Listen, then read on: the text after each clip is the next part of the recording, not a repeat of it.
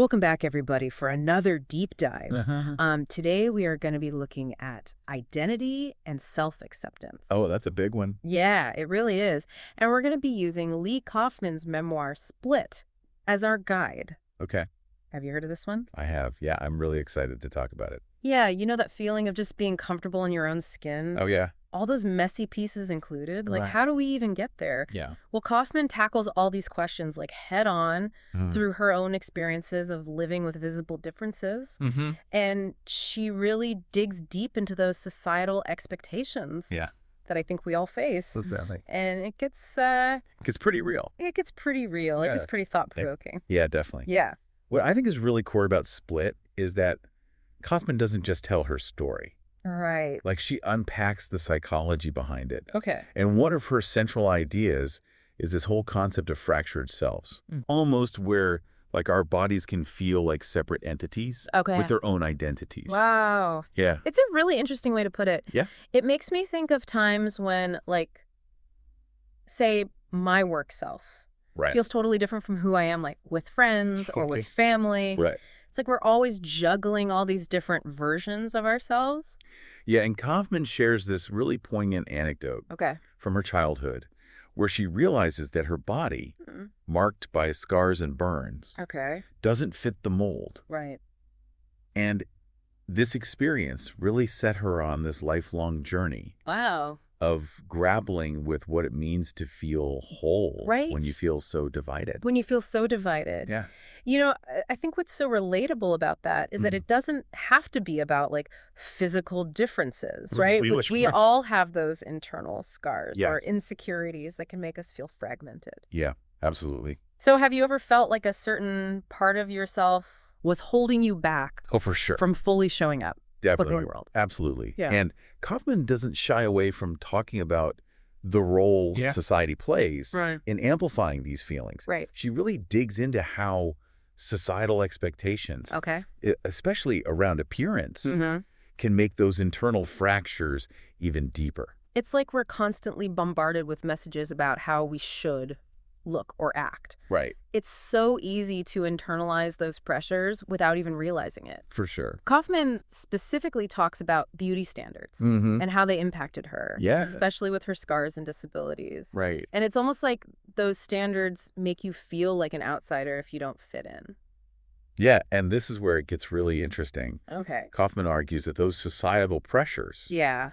can actually contribute to a sense of trauma, Okay. especially when it comes to our bodies. Wow. And she doesn't just skim the surface. Mm-hmm. She bravely shares her own experiences with trauma, Right. including sexual assault, Mm-hmm. and how those events deeply impacted her relationship with her Mhm. body. Reading those passages, I was really struck by just how honestly she describes that feeling of Yeah. disconnection Yeah. from herself. Mm-hmm. You start to see that the idea of, like, a unified self Uh-huh. is a lot more complex Yeah. than we might initially think. Right. And Kaufman's willingness to be so vulnerable Yeah.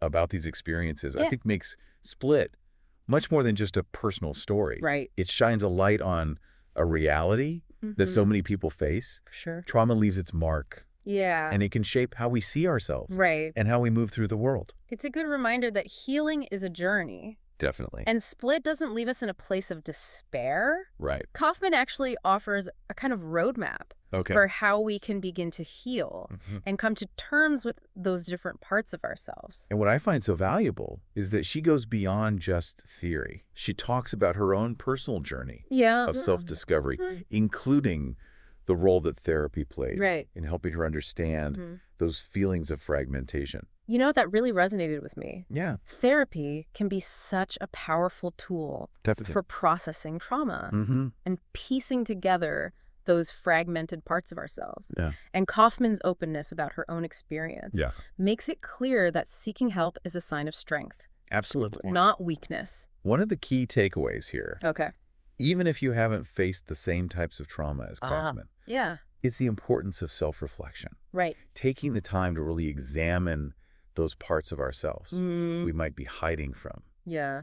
Even the messy bits Mm-hmm. can be incredibly powerful. Right. It's like she's encouraging us to confront our shadow selves head on. Ooh, I like that. Yeah, Confront our shadow selves Yeah. head on. head on. Okay. And that's where Split takes this really empowering turn. Yeah. Instead of trying to hide her scars, Right. Kofman chooses to embrace them.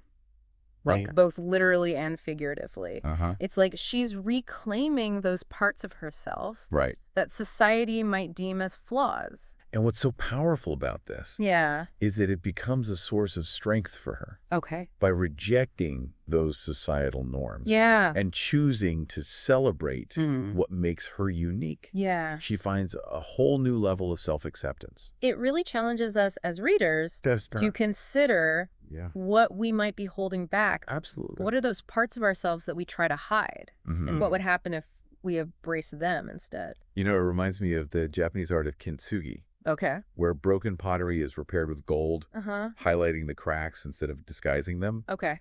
Kofman's journey is kind of like that. Right. She takes those broken pieces and makes them part of a beautiful whole self. That's such a great analogy. Yeah. It really makes you think about how our culture often equates perfection with wholeness. Right. When in reality, those imperfections are what make us interesting and unique. Exactly. And Kofman's act of defiance also prompts us to question our own definitions of beauty and worth. Okay. Like if we stop trying to fit into a mold that doesn't serve us, what possibilities open up?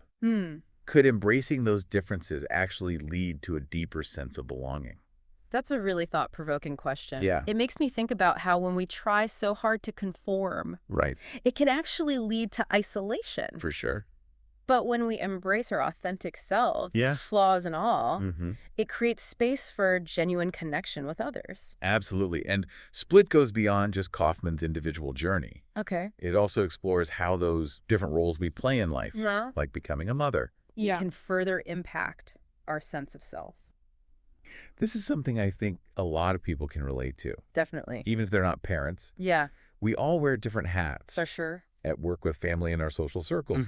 And sometimes those roles can feel like they're pulling us in opposite directions. Right. And Kofman doesn't shy away from those complexities. Okay. She talks about the overwhelming love she feels for her child. Yeah. But also the challenges of balancing her own needs with the demands of motherhood. Okay. There's this real honesty about the conflicting emotions that can arise. Yeah. The guilt, the resentment, even a sense of losing your own identity. It's something I've definitely grappled with. Yeah. How do you reconcile those different versions of yourself without feeling like you're losing a part of who you are? Kofman's experience highlights this crucial insight from psychology. Integration, not erasure, is key to wholeness. It's not about getting rid of those different parts, but learning to bring them into harmony. Yeah. She talks about the importance of integrating her identity as a mother Okay. with all the other aspects of herself. Yeah. Finding a balance that allows her to honor her own needs while also being present for her child. It's like, instead of thinking of those roles as competing with each other, we can look for ways to weave them together into a more complete tapestry. Exactly. And that's a really powerful message. Yeah. It suggests that we don't have to choose between the different parts of ourselves. Right. We can find ways to integrate them. Yeah. To create a sense of wholeness that encompasses all of who we are. And ultimately, that's what Kofman's journey in Split is all about. Yeah. It's messy and challenging at times, but it leads to a place of resilience and self-acceptance. And it reminds us that our identities aren't static. They're constantly evolving. Yeah. It's like we're all works in progress, always becoming. Yeah. And that's okay. Okay. Embracing that process with all its ups and downs is where the real growth and transformation happened. It strikes me that Split isn't just a memoir. It's almost like a call to action. Right. Kofman seems to be saying, hey, this is my experience, but what about yours? Exactly. And as we wrap up our deep dive here, I think it's worth highlighting some of those key takeaways. Yeah. What resonated most with you from Kofman's exploration of identity? Well, for me, it's this idea that the unified self is often an illusion.